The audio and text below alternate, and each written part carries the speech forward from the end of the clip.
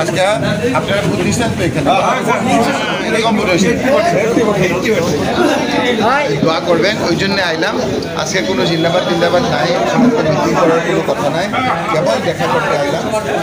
একটা তাকে আমি বরপেটা সদর জানাম আজকে আলি আমি ভালপড়া ইস্ট আর আপনাদের জন্য আপনারা দেখা করা মানে সবাইকে দেখা করলাম। জেতার পরে আমি আপনাদের নিয়ে মন্দলে মন্দলে আমি যাব।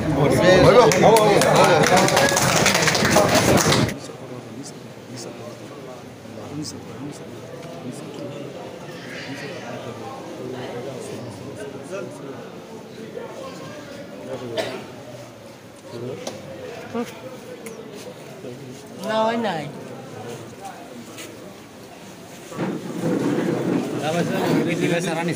আৰু মই যেহেতু এজন প্ৰাৰ্থী, গতিকে মোৰ এটা দায়িত্ব আছে যে মানুহখিনিক এবাৰ দেখা কৰাৰ।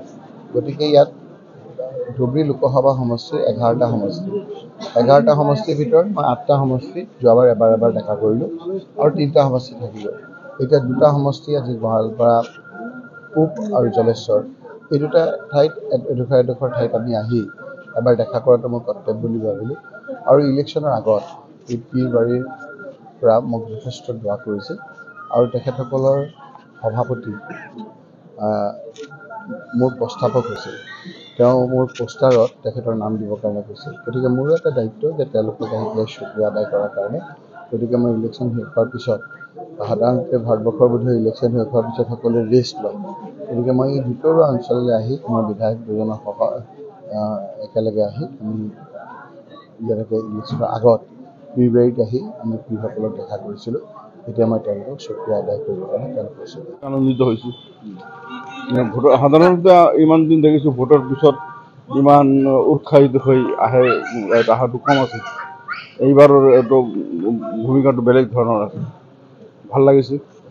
গতিকে কাক কাক সাক্ষাৎ কৰিছে আপোনালোকৰ পৰিয়ালৰ? আমাৰ পৰিয়ালৰ দাদা মজাৰুদ্দিন, তাৰপিছত মাজাৰো জিয়াৰত কৰিছে আৰু মোৰ ডাঙৰ এজন আছে, এখেতৰ লগত দেখা কৰিছে। মই নিজে 30 বছৰৰ পৰা কংগ্ৰেছ কৰি আছোঁ। এইবাৰ মই ভাল পাইছোঁ, মানে আমি জিকাৰ পৰ্যন্ত আশা আছে, সেইকাৰণে ভাল লাগিছে। সাধাৰণতে নিৰ্বাচন অনুষ্ঠিত হয়, নিৰ্বাচনৰ পিছত কাউণ্টিং হয় আৰু গণনা প্ৰক্ৰিয়া সমাপ্ত হোৱাৰ পিছত জিকা মানুহজনে ৰাইজৰ লগত দেখা সাক্ষাৎ কৰে, ভাৱৰ আদান প্ৰদান কৰে। কিন্তু আজি ব্যতিক্ৰম, এয়া হৈছে ৰেছপন্সিবিলিটি, দায়বদ্ধতা।